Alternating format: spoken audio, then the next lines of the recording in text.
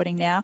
So welcome everyone who's come to this seminar. Thanks so much for being here, and also welcome to Dr. Bobbie Chew Bigby, who is joining us from the Cherokee Nation, which is a long way away, and it's a bit quite late in the evening where she is.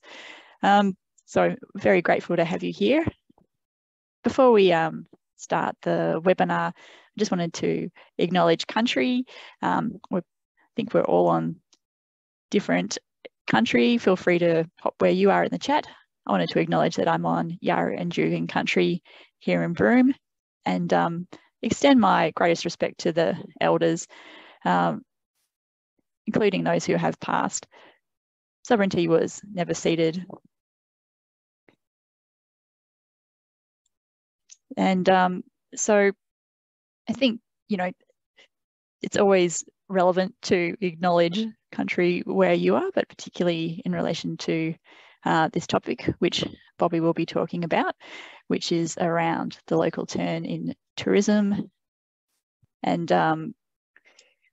this webinar is part of the RE&D series, which is the Resources, Environment and Development Group at the Australian National University in Crawford. I should briefly say I'm Kat Taylor from RE&D and the Water Justice Hub.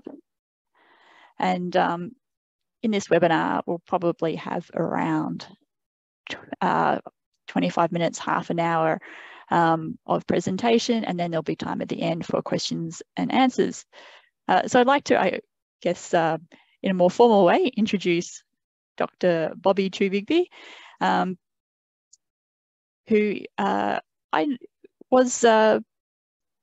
Bobbie is based between Broome, Australia and Tulsa in Oklahoma, and I met Bobbie at the Nollingoo Research Institute. We were both doing a PhD at around the same time, and I'm delighted to say that Bobbie was recently awarded the PhD, so well done. That's such wonderful news. And so now we have you as speaking to us as a new doctor. And so Bobbie's comparative research looked into Indigenous tourism, culture and resurgence.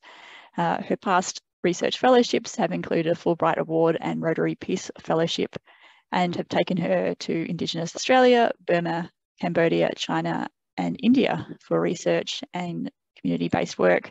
So an enormous welcome to Bobbie, and welcome. Thank you so much for the introduction, Kat. I appreciate that. I will go ahead and try and share screen. There we go. Everybody can see the slide. Yep, that's great. Okay, perfect. Well, thank you everyone for tuning in. This is really an opportunity I've looked forward to for a very, very long time, and I'm grateful to Kat and ANU for having extended the invitation. Today, I want to be able to talk to you about a recent edited volume that I've done with my former co-supervisor, colleague and close friend, Dr. Freya Higgins-Desbiol, that has just come out, called The Local Turn in Tourism, Empowering Communities. And so we were very excited to have kind of softly launched this at the very end of last year. It was a crazy time because I was also in Broome for part of the time, finishing up my PhD, but as I'll explain, one of the chapters really does take quite a bit of inspiration and overlap with the focus of my PhD dissertation that was largely Kimberley-based, but also brought in voices from my own community here in Oklahoma Indian country. Also, I would like to be able to give an acknowledgement and gratitude of country, land, water, and elders in my heritage language, which is Cherokee. Agwaduli unadelo hohisti ega kajili aliga junatana ya'i chaneha nogu chaneha ale chanehlisti. Yagwaduli sku gajioidane di na ni juna dane lanstana anika tiya na hi a udo klasa. So thank you everyone for coming today. So the point of localizing tourism, to kind of start out at the broadest, you know, there are many, many different layers when we talk about localizing tourism. And Freya and I make the point early on in the book that in many ways, the ideas of local and tourism would seem to be paradoxical, because for many people, when you are thinking about tourism or travel, you're thinking about leaving your local, your home, your community. But as many of us have seen in the lead up to the pandemic, and are quite familiar with the concept of over-tourism, scenes like this in Venice, or, you know, climbing up Mount Everest, where you have just huge, huge crowds of people that are just, you know, spilling over the sidewalks, spilling over the places, really not keeping in mind the local ecology, let alone local communities that live, work, and are from that place. This is really kind of the seed that, one of the seeds that I would say kind of starts this idea of thinking about this localizing tourism, or why there is a need for a local turn in tourism, is moving away from these types of images. So before we get into what Freya and I put forward in this edited volume as deconstructing this local turn, how did we get to what we've just seen in these pictures? Well, we argue that there certainly is an overemphasis on tourism as a lucrative industry, and that there's been real focus on metrics of growth as opposed to other important cultural values that communities might have. Profits and growth have been valued above local communities and living environments, that we argue those living environments, you know, shouldn't just be understood as ecology, but as part of a wider non-human related community. These are hallmarks of unrestrained neoliberal market ideology and the corporatization of place at work. And so many of us might be familiar with the term of over-tourism, which was coined in 2017.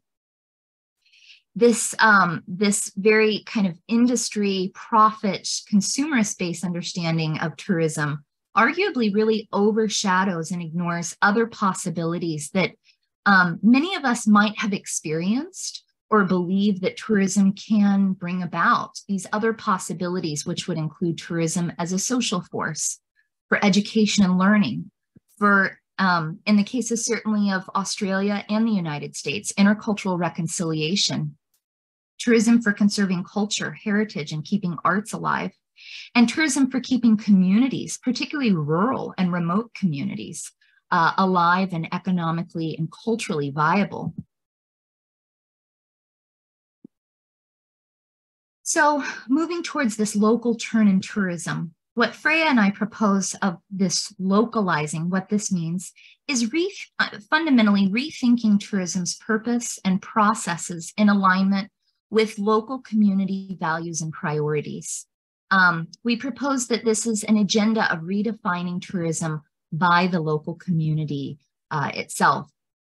So we certainly are supportive of local community empowerment, aiming towards shifting power relations in places where tourism happens, being supportive of social movements, and connecting ultimately with a degrowth economic approach that is not focused on bottom lines, profit margins, to the exclusion of other considerations. We also would promote not just talking about how this impacts the communities, but also how this impacts tourists and travelers themselves, advocating for more localized geographies of travel. And an important concept that we put forward and that Freya has also written about extensively is the idea of subsidiarity. And basically this means trying to take an action and move it down to kind of the lowest or most basic level possible. So in the context of local communities, when we talk about subsidiarity, we would mean that we want to encourage localizing decision-making to local communities, rather than having this be decided upon by federal, state, larger governance bodies. We want this down to the local community level. But like I said, this also applies to travelers and tourists themselves as well. localizing travel circuits for proximity travel. And certainly in an age where we're talking about and we're seeing the impacts of climate change and trying to move towards climate justice, this conversation about the importance of proximity travel and not just, you know, jumping on a huge long haul flight every chance you get. These conversations have to happen. Our local turn idea also includes, as I kind of mentioned before, appreciation and respect for relationships between people, places, ecologies, and all living things. And so we encourage being fully inclusive of all aspects of community. That includes, as I said before, not just ecology, but seeing the environment in which we live and make our homes as living, and seeing these different components as part of our non-human relations. It would be certainly overlooking things if I did not mention COVID-19's impact, obviously on tourism, but certainly in the academic world and in the industry world of tourism, in the impacts that it had for people to start rethinking and reimagining, and certainly along these lines of what localizing tourism can mean. So as we all know and experienced, COVID-19 ended up meaning that the industry faced massive interruptions. Many places throughout the world that have become very tourism dependent for their economies suddenly went from over-tourism to under-tourism, which, you know, in many ways became just as dangerous for a lot of local people, having lost economic livelihoods and, you know, all that tourism kind of structures in their lives. This idea that we'd put forward of proximity tourism starts to, in this period, also become more of a concept, focusing on the domestic markets, not because of climate concerns, but because of many of the border closures. And certainly Australia was top of the list in you know, experiencing those border closures and what that would mean for travel and transit. However, you know, we, along with many others, make the argument that even proximity tourism does not necessarily guarantee a localized tourism that is in line with the needs and values of local communities. As my host community of Broome, I know, was probably one of the best examples in the world of having experience, because the Western Australian state was locked down for such a long period. And all the people from the Southwest, from Perth, could travel up to Broome. You had some of the largest tourist numbers ever on record. So yes, this is, in one sense, a localized form of tourism. And yet all of my friends, local Broome folks, they had never seen tourism like that. And they said, you know, the grocery stores the shelves were empty. So proximity tourism does not guarantee localized tourism. So one of the key points that Freya and I strive to make is that localizing tourism is not intended to be a narrow-minded survivalist shutting off of communities as isolated microcosms. Instead, it's rather communities in relatedness, in relationship, showing a way forward where tourism is redesigned to focus on building quality of life for communities, ecologies, and all generations. To turn to the book here, we had divided the book into our volume into 4 sections, where we were very lucky to have drawn on voices from academia, from industry, practitioners. And so the first section really gives some theoretical aspects of localizing tourism. We start off with the first chapter looking at place-based governance models in localizing tourism, including Indigenous governance, which is a chapter that I had co-written and I'll describe in more detail. This section also analyzed some of the particular rights of communities, the idea of ethical consumption and boycotts and what these can potentially mean. Also, economic issues and concepts, including circularity in relation to economic models and the ethical limits of the market as we understand it under kind of neoliberalism and capitalism. Our second section moved on to case studies of local turns and community activism that we were very lucky to have drawn from different places, including Australia, youth activist voices from Byron Bay, Costa Rica, a Meet the Locals program in Malta. The third section, which I had also worked on co-authoring one of the chapters, we had tourism practitioners from Denmark, from Cambodia, and the United States here in Oklahoma. And our fourth and final section was what is to be done, the theoretical and applied visions for moving forward. So we have a chapter on proximity tourism in Mallorca, Spain, again from Australia in a case of Newcastle, in the city of Newcastle, a more than tourism approach and the idea of re-enchantment with local places. And we conclude with an analysis of some of the right to the city social movements in places like Barcelona, Venice, Amsterdam that have been known for over-tourism. So now I'd like to take the remaining time that I have to be able to share on two of the chapters that I had the opportunity to be able to co-author. Freya and I had worked closely, obviously, in editing the book and writing the introduction and the conclusion. But these two chapters that I had worked and collaborated and brought into being, I will start with this first one because this first one happens here at home in Oklahoma, and was in a way it was born out of the travel restrictions, COVID, the context of not being able to be in my host community for completing my PhD, which in and of itself was a whole other story. But because I had been locked out of Australia for 2.5 years and was here in Oklahoma with my family, I was able to be here for a very, very important historical event that happened that had related to tourism and that I will discuss in this chapter. So in chapter 10, I had the great opportunity to be able to collaborate with a friend and colleague who works as the head tour guide and cultural interpreter at the Greenwood Cultural Center here in Tulsa, Oklahoma. And for those of you who may not be aware, so here's the map here of Oklahoma. We're in the southern part of the United States. Tulsa's we're the second largest city in the northeastern part of the state.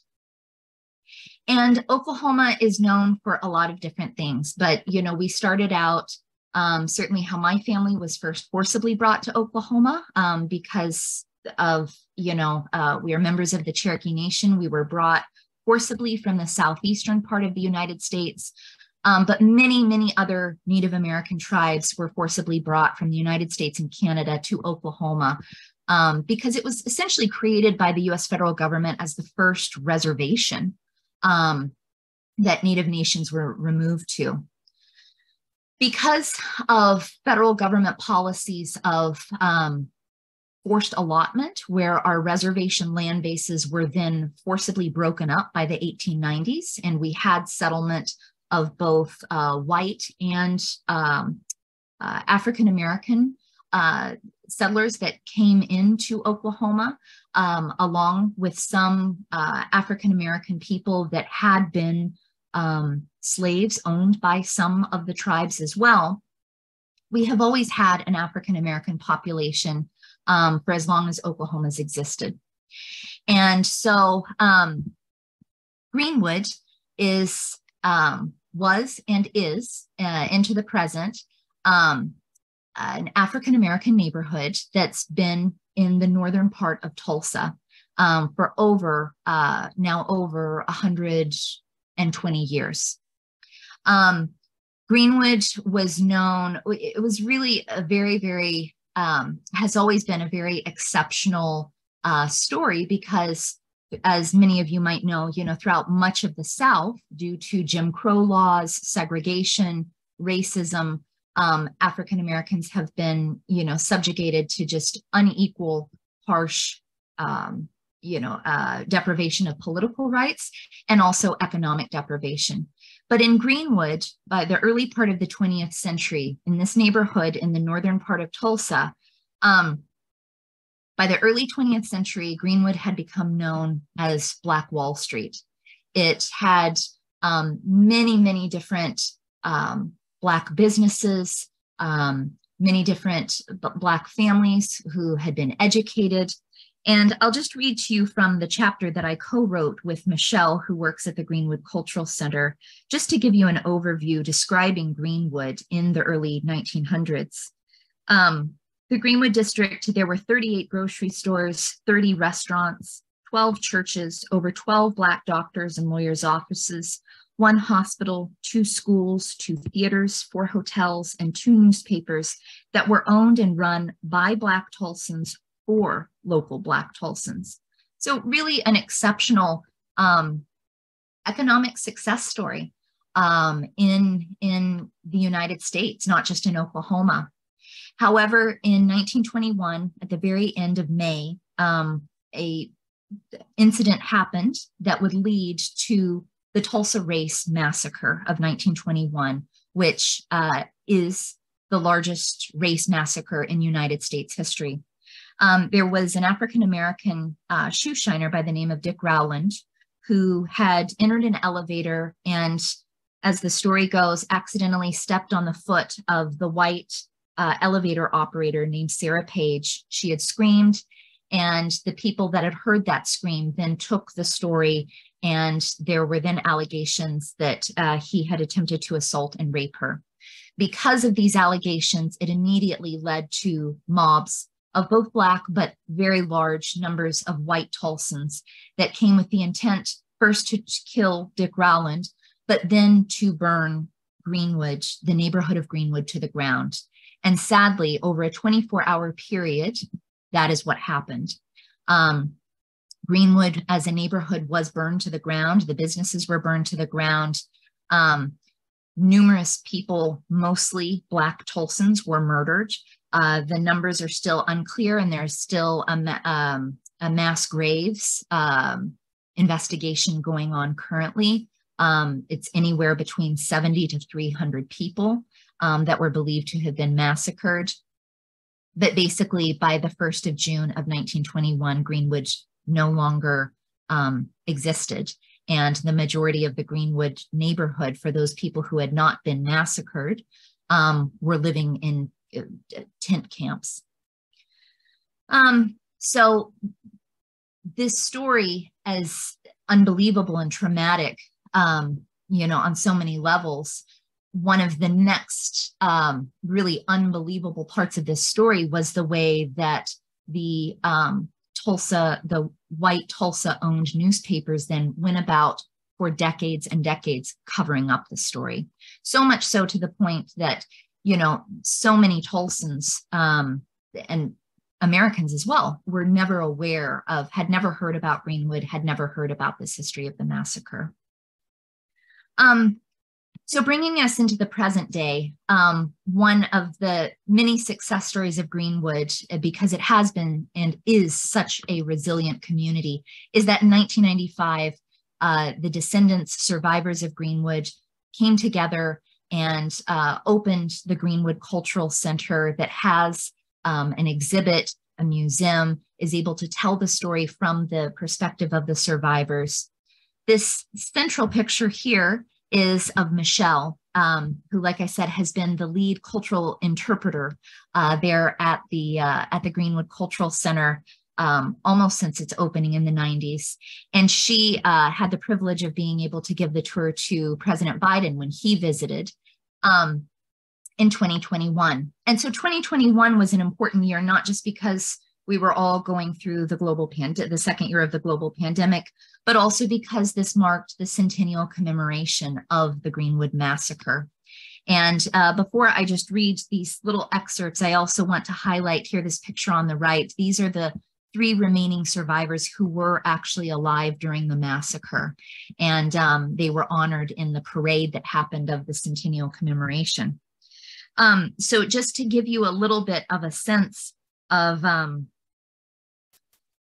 how buried this story had been, I just want to read part of the chapter where I interviewed Michelle and I asked how she had learned about the Greenwood story. And she said, I had heard about a riot, as it was called, for many years from my mother. As a child, I overheard my mother telling one of her in-laws that while she worked as a nurse aide who cared for an elderly white man, he had recounted a story of a riot that took place in Tulsa. The man spoke of fires, houses burning, gunshots, and hundreds of people being shot and killed. My mother, being new to Tulsa, wondered what he could be remembering. She asked her in-law what he was referencing, and the in-law told her that we don't talk about that around here, and don't go asking anybody about it. My mother never mentioned it again.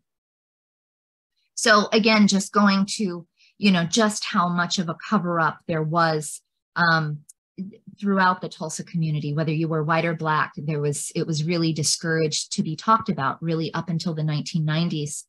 But in this chapter that Michelle and I co-write, we really talk about kind of the complicated intersections of certainly the painful history of this massacre, of how do we remember and celebrate Greenwood, and how does tourism intersect into this, especially when the national focus spotlight with President Biden, with many tourists coming to visit Greenwood, how do you navigate ethical and responsible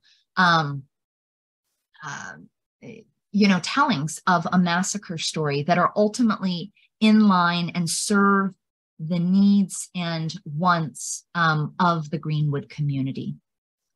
So that's the first chapter that I want to be able to kind of give a little bit of an overview. And the second chapter, I know we're kind of jumping back in place, but this, I take you now from Oklahoma and bring you back to Australia, where my PhD research had actually, been largely focused, and was the inspiration for this first chapter of our edited volume, with its focus on place-based governance and tourism and what this can mean, particularly from Indigenous perspectives. So the meanings of place for communities is so important. It's obviously, as many of us are aware, it's not just the geographical location, but place connects us to identity, to culture, to ideas of empowerment and well-being.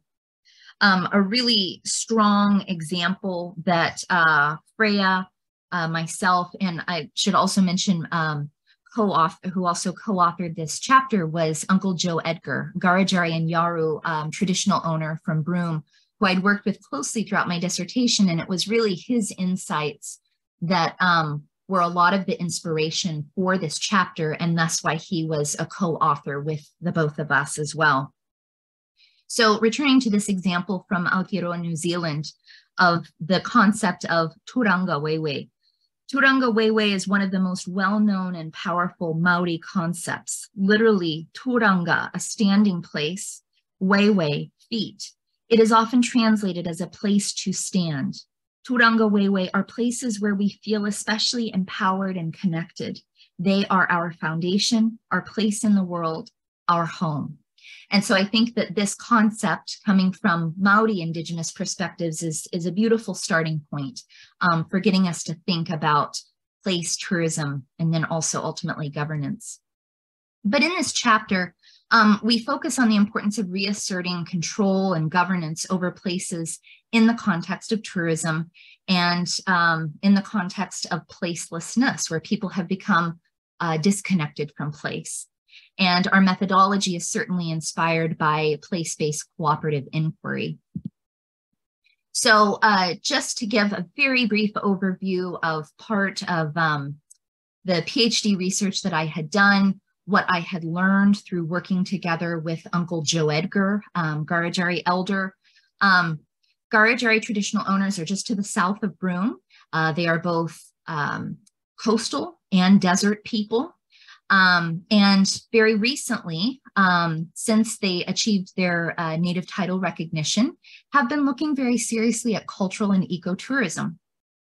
So in recent years, the Garajari traditional land Lands Association, which is their PBC or prescribed body corporate, has taken a centralized, collective, and organization-driven approach to their tourism planning.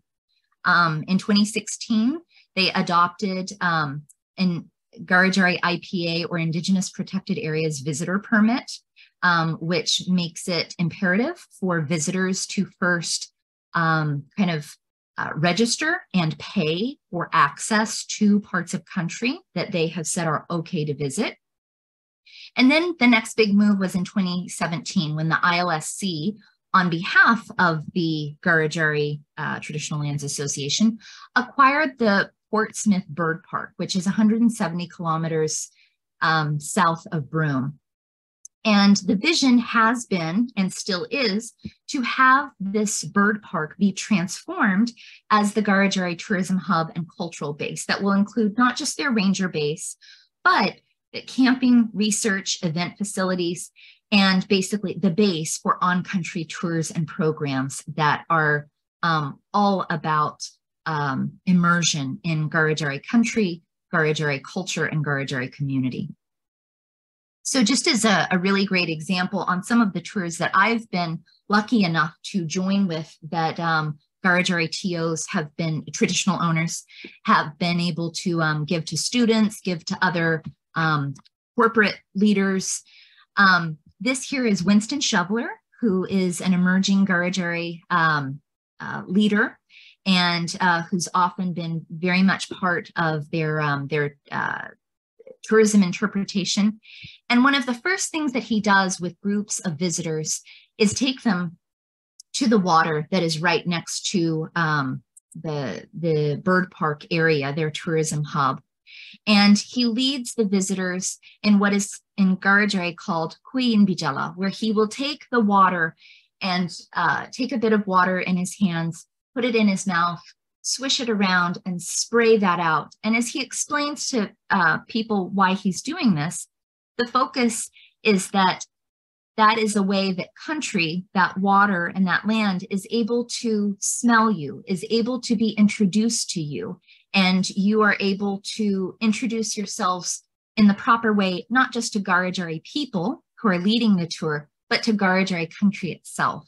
So again, that focus on place and the local. Here is Uncle Joe Edgar. And like I said, in our close collaboration over the years of my dissertation, he had really focused quite a bit on many different elements of tourism, and that included Indigenous ideas about governance. Uncle Joe Edgar brings up the idea that there are three different, traditionally there are three different dialects or cultural groups with Garajari. Naja Naja that are coastal, Nauru that are northeastern hinterland, and Nangu, which is southeastern desert. And traditionally these three groups, they not only had slightly different dialects, but they also had certain responsibilities of looking after their particular areas of country. However, there's a bit of tension that he points out that with today's governance under the native title system and Garajari people having the PBC, there are sometimes tensions and differences between the traditional governance that would be based on your certain cultural or country group and modern forms of governance that look for democratic consensus. So these are some of his perspectives that feature in this chapter that I think really stand on their own and help us to really rethink things in terms of governance. He says, we currently have a sort of democracy where majority rules. If you're polling on a particular issue, whoever raises the most hands passes the policy. But when it comes time to land management and issues that directly impact our country, those protocols should not exist. Because in our Garajari culture, the custodians are the traditional owners, but they are also the custodians of a particular part of the country. Those people from those particular areas, they look after their own country and have particular say over what should happen. So I acknowledge that Uncle Joe Edgar's statements may be slightly controversial, not just among his own community, but among a lot of Indigenous Australia. But I think that they're very important because they really do kind of put traditional and modern forms of governance that in many ways have been imposed upon Indigenous communities, not just in Australia, here in the US as well, across the world, they put those two forms of governance into dialogue. And so for the three of us co-authors, we kind of round out this chapter by identifying different principles of place-based approaches to tourism governance, ways that you can really put value on these, the notion of place and the local in relation to tourism and governance. So this includes being inclusive of all diversities, committing to place, regenerating and moving beyond just discourses of sustainability, being strengths-based, being citizen-led, focusing on causing little to no harm, and absolutely, and this should have been first and foremost, but listening to elders, histories, and lessons from people and from the land. So with that, I know I'm a little bit over time, but I want to wrap up here and certainly open it to questions. And again, I appreciate everyone coming in today. Wadon.